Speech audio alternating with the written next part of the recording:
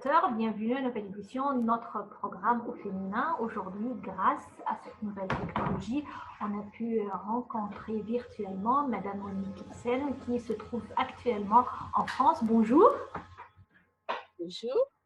Ravie d'être avec vous aujourd'hui, Madame Monique, et de pouvoir parler un peu de votre parcours et de plusieurs facettes de votre vie. On peut parler, par exemple, dans le cadre de l'enseignement, du théâtre, plein d'autres activités également. Votre vie quand vous étiez en Égypte pour plusieurs années. Et pour moi, personnellement, je suis vraiment ravie de vous retrouver à travers cette nouvelle technologie. Moi aussi, bonjour. Je suis très intimidée. Pas du tout, du tout. C'est une conversation libre entre nous et vraiment très intéressante à découvrir également. Et on commence toujours, Madame Monique, avec la période de l'enfance. C'est une période de la vie de l'être humain qui vraiment peut le marquer pour toujours. Pour vous, quels sont vos souvenirs de l'enfance ou qu'est-ce que vous retenez en tête de cette phase de votre vie? Alors, il y a très longtemps, il y a toute une vie derrière Pas moi. vraiment. Je suis née en Algérie quand elle était française en 1953 et mes parents venaient de France et se sont installés en Algérie pour 18 ans. Moi, je suis partie à 9 ans.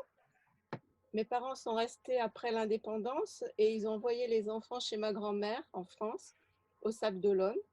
Donc, j'ai fait 1 an au Sable d'Olonne. Alors, l'Algérie, je m'en rappelle assez bien, comme on peut s'en rappeler jusqu'à l'âge de 9 ans. Et j'aimerais bien y retourner un jour, bientôt, pour revoir tout ça. Mais j'ai de beaux souvenirs, oui, très beaux souvenirs. Et des cauchemars aussi, puisque c'était la guerre. Hein. Et donc, je suis rentrée en France 1 an chez ma grand-mère. Et puis après, mes parents sont rentrés et nous sommes allés à Bordeaux. Et j'ai fait toujours comment dirais-je, des séjours de 10 ans quelque part. Donc 9 ans en Algérie, 10 ans à Bordeaux. Puis j'ai fait mes études supérieures à Paris. Enfin, sauf une année. Mes parents étaient partis en Nouvelle-Calédonie. Ce sont des grands voyageurs. Ouais. Et donc, je les ai rejoints la première année. Je faisais mes études par correspondance. J'ai fait des études au départ d'art plastique, parce que j'étais peintre. Bon, j'étais à Paris pendant 7 ans, encore un laps. Et puis, après mes études d'art plastique, j'ai eu une maîtrise, c'est-à-dire l'équivalent d'aujourd'hui du Master 1. Master. Et j'ai préparé mon doctorat. Alors, j'ai changé complètement, c'était sur la Chine. Et j'ai préparé mon doctorat complètement différent en sociologie musulmane et à l'école des hautes études en sciences sociales à Paris. Et donc là, j'ai fait mon master 2 et la thèse.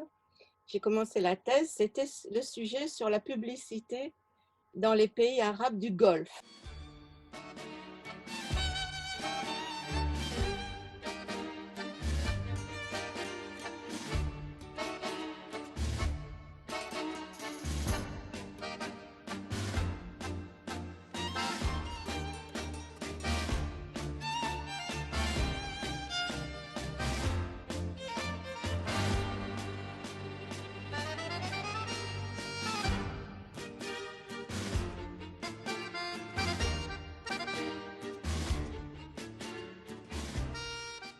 On doit parler en détail de chaque période, de chaque diplôme, si vous voulez, de chaque expérience.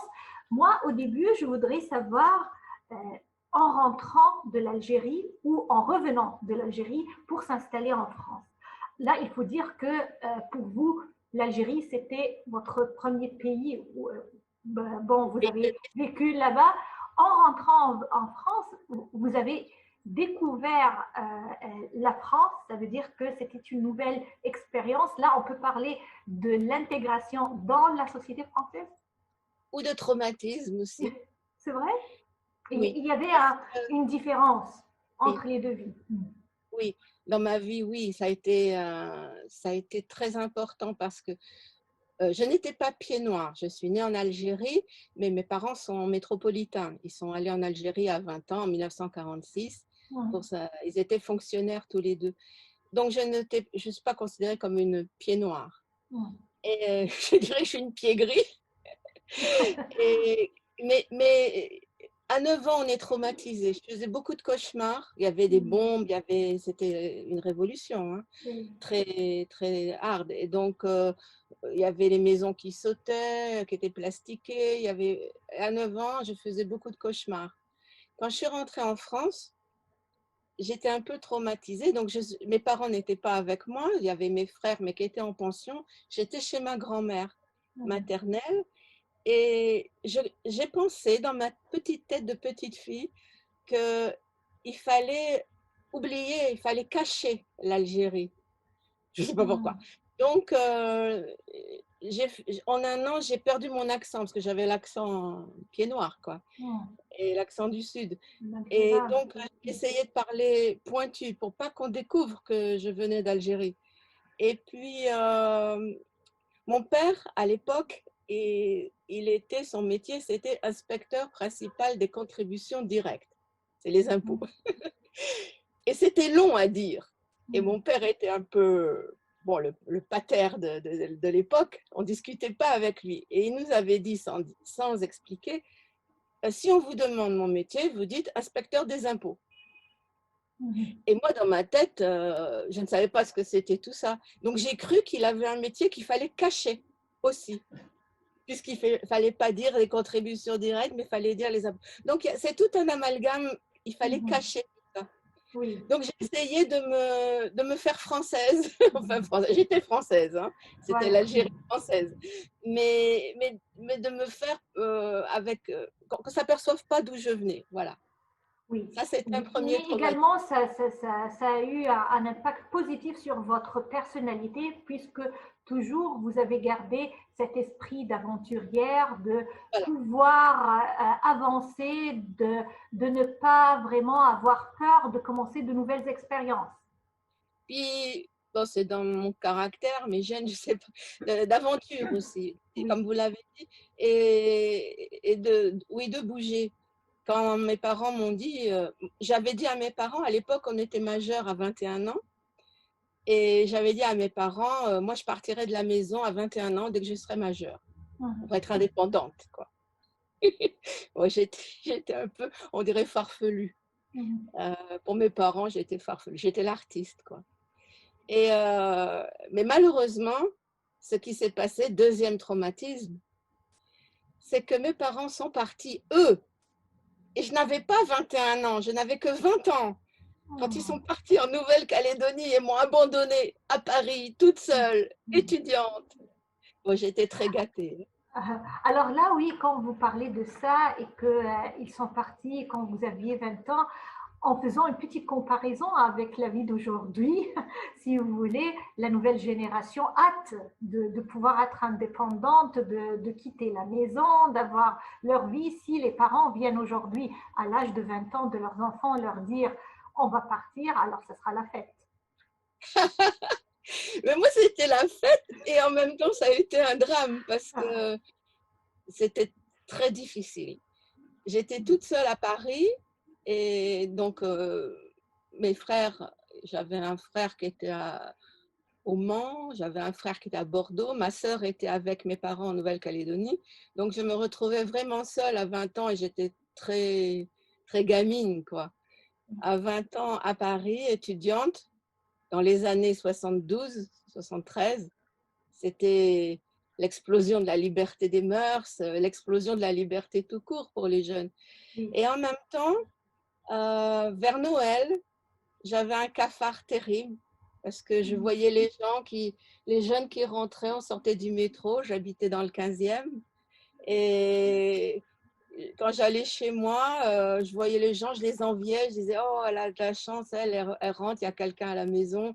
Moi, je rentrais, il n'y avait personne à la maison.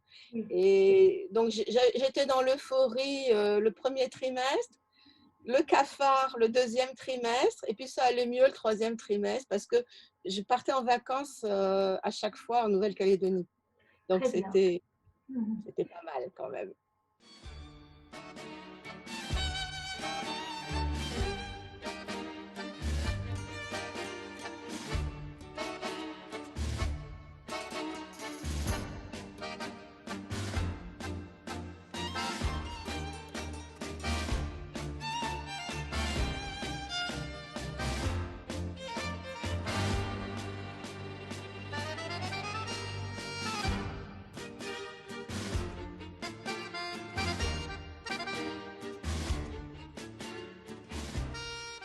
Si on aborde un peu cette vie académique, le master, puis la thèse, le choix des J'adorais thèmes, étudier. oui, le choix de thèmes était non seulement nouveau, mais également, bon, c'est différent. Vous avez choisi, une fois c'était l'art, une fois c'était la publicité, Il y a un Chine. fil conducteur. Il y a un fil conducteur. Quand j'ai passé mon bac, j'ai un bac scientifique Oui. et je voulais être architecte paysagiste pour les Ah, jardins. Et mon père, il avait la diplomite aiguë, comme beaucoup à cette époque, mon père voulait que je fasse ce qu'il y a de mieux. Je travaillais bien. Et donc, il voulait que je sois ingénieur horticole et puis que je fasse les grandes écoles et tout ça et tout ça et tout ça. En terminale, je travaillais un peu moins bien et je n'ai pas eu de mention au bac. Donc, je n'ai pas pu rentrer dans les prépas, les grandes écoles, tout ça. Et du coup, ça m'a cassé. Mon père voulait que je fasse médecine autrement, mais non, ça ne m'intéressait pas du tout. Et j'avais une amie qui faisait art plastique et à l'époque, ça commençait juste. C'était la 2e année quand je suis rentrée en art plastique. Et on le faisait que à Paris, c'est tout, à la Sorbonne. Et, et moi, j'ai dit, ben, je vais faire, moi j'aime le dessin, j'aime la peinture, c'est ma vie, je vais être prof de dessin, faute d'autre chose, quoi. Donc, j'ai fait ça et j'ai été jusqu'au bout, mais en faisant plein d'autres choses. C'est là où j'ai fait de l'ethnologie, j'ai fait des rencontres aussi, beaucoup de rencontres intéressantes.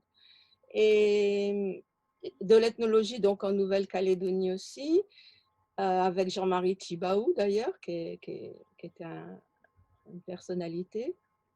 Et puis quand je suis rentrée en France, j'ai fait en cours du soir, je faisais d'autres activités. J'ai appris le chinois pendant un an. Après, j'ai fait ma maîtrise sur le théâtre de marionnettes chinoises. Donc, c'était déjà du théâtre. C'était toujours à Paris ou cette fois-ci, en apprenant le chinois, vous êtes allé en aventure en Chine. Voilà. Ah non, je ne suis pas allée en Chine. C'était oui, à Paris. C'était à Paris. J'ai appris le chinois et puis après, ça devenait trop difficile. J'ai arrêté. Et puis, avec les personnes que j'ai rencontrées, les amitiés, les amours et tout ça, ça a viré après vers le Golfe arabe. Oui. J'avais un très bon ami qui sortait avec ma meilleure amie, qui était koweïtien, qui était un peintre koweïtien, Zahabi al-Zahabi. Et j'étais très liée avec sa famille et sa sœur, entre autres, Ibtihaj, qui était venue à 18 ans donc le rejoindre et qui m'a introduite à la civilisation musulmane. Elle était très pratiquante, et c'est eux qui m'ont fait virer. Et du coup, après avoir eu ma maîtrise, j'ai passé un diplôme qui va me servir, Oui. un diplôme de français pour enseigner le français en tant que langue étrangère. Langue étrangère.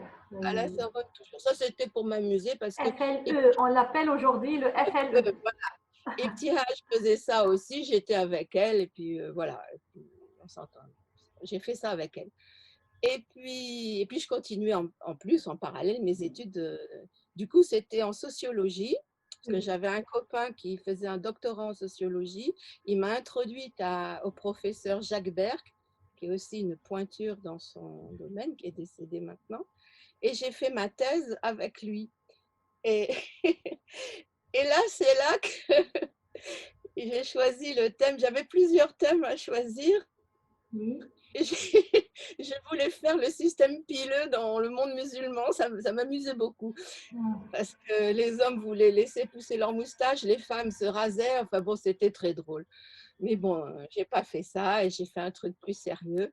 C'était la publicité dans le monde arabe. Comment la publicité Oui. française était perçue et devait se percevoir dans le monde arabe. Et je Oui. voulais être diplomate à l'époque. Je ne voulais pas du tout enseigner. Voilà. Ah, Et on m'a donné une bourse d'études ouais, pour apprendre l'arabe. très Et bien. devinez où? En Égypte. En Égypte. Alors que l'Égypte, je n'y pensais même pas. Pour moi, c'était à la rigueur la Syrie, parce que j'avais fait une demande aussi pour aller à Damas, et puis après le Koweït pour faire ma thèse. Et puis, bon, j'ai eu cette bourse d'études en Égypte, 14 juillet 1980. Je m'en Mhm. rappelle parce que j'ai bu le champagne dans l'avion. Et je ne suis pas arrivée vers minuit au Caire. Et je suis arrivée en Égypte. Par chance, mais je l'ai su plus tard, c'était Ramadan. Waouh. Donc, je n'étais Mm. pas embêtée du tout. Mm. En toute confiance et en toute sécurité, je dois reconnaître que c'est un pays, à l'époque, je ne sais pas maintenant, mais où on était en toute sécurité. Même à minuit, une jeune fille toute seule. Jusqu'à maintenant, c'est pareil. Et là, je voudrais m'arrêter avec votre expérience en Égypte parce que vous avez mentionné qu'au début, c'était un pays qui ne vous intéressait pas à l'époque. Pas du Pourtant, tout. vous êtes resté en Égypte pour combien de temps, Madame Monique? 10 ans. Waouh. Avec un Alors, ça a petit commencé à souvenir. vous intéresser quand même. Avec un souvenir. Oui. Ma fille. Oui, ah bah, c'est toute une aventure. Ça, il faudrait des jours et des jours pour raconter tout ça. Quand je suis arrivée en Égypte, une anecdote très rigolote. Donc, je pensais prendre un taxi, puis aller, mais il était minuit, hein, et aller à mon hôtel. Et puis, arriver à l'aéroport, heureusement que j'étais un peu inconsciente. Arrivé à l'aéroport, je vois un monsieur qui m'attendait avec un panneau et il y avait le nom de l'ami d'Anouar Belmanek, l'avocat, et mon nom. Alors, surprise. Alors, je lui dis, c'est vous, monsieur machin, et il me dit, alors, Anouar m'avait dit, il parle très bien français, très bien anglais, tu verras, c'est un intellectuel, un avocat à l'époque, quelque chose. Alors, moi j'arrive, le gars il parlait ni français, ni anglais, je ne parlais pas encore arabe. Je l'avais appris à Sancier un petit peu avant de venir quand même, mais un peu. Et je ne parlais pas égyptien en tout cas. Il ne comprenait pas ce que je disais. Et il me disait, monsieur un tel moi, monsieur un tel moi. Bon, d'accord. Il ouvre la porte de derrière de la voiture. Alors, il ouvre la porte arrière de sa voiture. Je lui dis, bah non, je ne vais pas lui faire cet affront. Je monte à côté de lui. Alors, je dis, non, non, je monte devant. Et là a commencé le problème. Il roule et je me rappelle, c'était la Cité des Morts. Après l'aéroport, il y avait la Oui, Cité des ah, Morts. oui. C'était presque minuit ou Oui, déjà après oui, minuit. Hein. tout était magique. Puis je commençais à avoir un doute parce qu'il ne parlait vraiment pas anglais ni français. J'ai dit, mais vous êtes monsieur Untel? Bon, je ne vais pas dire le nom de ce monsieur. Il me dit, oui, oui, c'est moi. Et après, il me montre la voiture. Moi, là. Et tout d'un coup, j'ai réalisé Oui. que la voiture était à monsieur Untel. Lui, il appartenait à monsieur Untel, mais ce n'était pas à monsieur Untel. Et du coup, je me suis dit, c'est son chauffeur. Oui. Qu'est-ce que je fais devant? Bon, et ça s'est très bien passé. Il m'a amené chez cet ami où j'ai été très bien reçue. Il m'a reçue pendant 15 jours. Mais donc, je suis allée à l'école pour apprendre l'arabe puisque j'avais cette bourse d'études. Il faisait très Vous chaud. allez apprendre l'arabe dans une école Oui, égyptienne ou c'était oui, une oui. école égyptienne pour étrangers? C'était comme on avait cette bourse, Oui. donc fallait que j'aille au Mukatam, non pas le Mukatam, la préfecture, là, comment ça s'appelait? Ce grand bâtiment à la russe que vous avez, place El Tahrir, là. Mugama. Le Mugama, le Mugama, j'oublie un peu. Et il fallait aller là pour faire signer les papiers, recevoir nos sous et tout. Et puis, on nous disait dans quelle école aller. Alors, j'étais là, mais c'était Ramadan. Donc, alors, juillet et Ramadan, il faisait 40 degrés à l'ombre. Moi, j'allais à pied. Donc, je logeais à Doki. J'allais à pied. Donc, je me suis dit, il faut que je cherche une école. Il faut que je cherche une école. Il faut que je cherche un logement parce que je ne vais pas rester chez le monsieur tout le temps. Et il faut que je cherche une piscine. Parce qu'il fait trop chaud. Et les piscines, à l'époque, c'était dans les clubs. Et voilà comment je me suis retrouvée un jour devant le club de Ahli, à Zamalek. Et là, je demande au gardien, je voudrais faire entrer dans le club, faire partie du club, je sais pas quoi. Le gardien ne parlait pas très bien anglais, donc il a vu un monsieur avec sa famille qui sortait du club. Il lui dit, j'ai su après, hein, ce qu'il lui a dit en arabe, est-ce que tu peux renseigner cette jeune fille, voilà, elle veut faire partie du club. Bon, le monsieur m'a fait rentrer dans sa voiture avec sa femme et son fils. Et il parlait un peu anglais. Il m'a dit, je vais vous faire rentrer par l'autre entrée. Tout ça, on commençait à parler. Et au niveau de la tour du Caire, il voit un ami à lui, qui était aussi membre du club. Il l'appelle, et ça, j'ai su après aussi. Et il lui dit, est-ce que tu peux me débarrasser de cette fille, elle veut faire partie du club, est-ce que tu peux la renseigner, je sais pas quoi. Et l'autre a dit, bah, si elle est jolie, d'accord. Et ça a été le coup de foudre, voilà. Et on est resté 10 ans, enfin plus que 10 ans, je suis restée 10 ans avec lui en Égypte, on s'est mariés, on a eu une petite fille.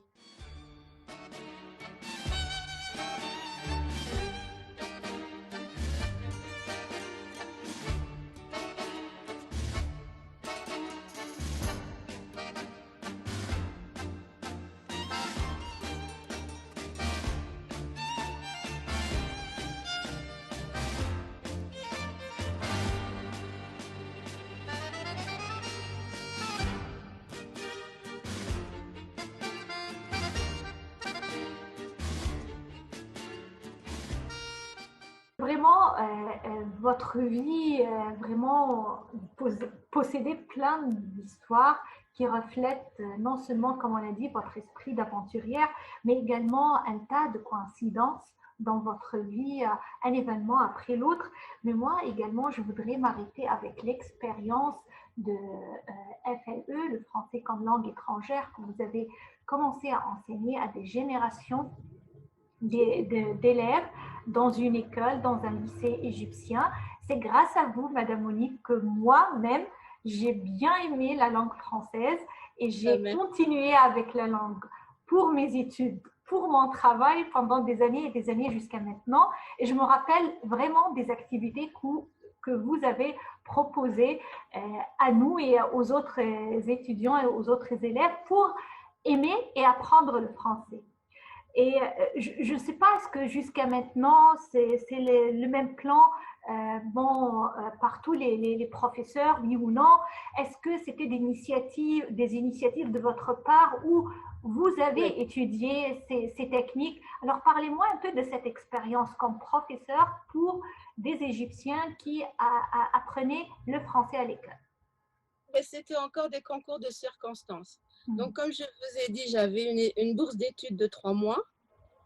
Je devais rentrer en France en septembre. Je suis rentrée 10 ans après. À tel point que il fallait, mon mari, enfin mon fiancé à l'époque, était étudiant. Ses parents, pas question qu'on soit ensemble. Hein. C'est une grande famille égyptienne. Et son père était juge, vice-ministre. Donc, il fallait faire les choses dans les règles. Et donc, j'ai pris un appartement toute seule, enfin que j'ai partagé parce qu'une fille toute seule, ça ne se fait pas. Donc, on partageait avec 3 étudiantes. On était 3 étudiantes étrangères. On partageait l'appartement. Et il fallait travailler après. Parce que ma bourse, elle n'était pas… Au bout des 3 mois, il fallait que je trouve un travail. Donc, par le biais du service culturel, tout ça, j'ai eu un premier travail de secrétariat au CEDIM, ça s'appelait le CEDIM à l'époque. C'était le centre français pour les boursiers qui partaient en France, les médecins. Donc, et j'ai commencé là, on m'a demandé, puisque j'avais ce fameux diplôme de FLE, si je voulais enseigner à Mounira, au centre culturel. Oui. J'ai commencé donc à enseigner à Mounira, au centre culturel français. Et après, donc on m'a demandé, quelques mois plus tard, on m'a demandé d'être responsable du service des bourses au service culturel. Alors, j'étais mieux payée et je suis restée 15 jours. Et après, on m'a demandé, est-ce qu'on a besoin d'un prof? Alors, j'ai dit, bon, d'accord, parce que c'était mieux payé. À chaque fois, j'avançais un truc. Mais je me suis dit, c'est toujours du temporaire. Donc, la journée, j'étais au lycée de Babelouk et le soir, j'étais à Mounira. Et après, j'ai dit, attendez, stop. Ah oui, quand on faisait l'année du CP, j'avais mon collègue, mon directeur, qui était responsable de l'atelier théâtre du lycée. Oui. Et c'est comme ça qu'il m'a fait rentrer dans l'atelier théâtre. Il m'a dit, tu sais, moi, j'arrête, il partait ou je sais pas quoi. Est-ce que tu veux reprendre la suite? Ah, j'ai dit oui, d'accord. Et en même temps, je faisais du théâtre à Mounira en tant qu'actrice. Alors, on hâte de vous revoir en Égypte et on hâte de continuer notre conversation avec vous. Notre édition pour aujourd'hui, malheureusement, prend fin maintenant.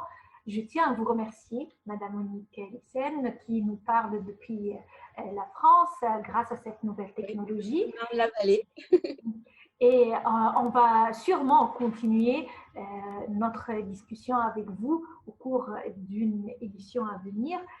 Merci bien, merci d'être avec nous aujourd'hui. Merci vraiment de tous ces souvenirs, de très beaux souvenirs de l'Égypte. Et nous également, on garde de très beaux souvenirs de votre séjour avec nous.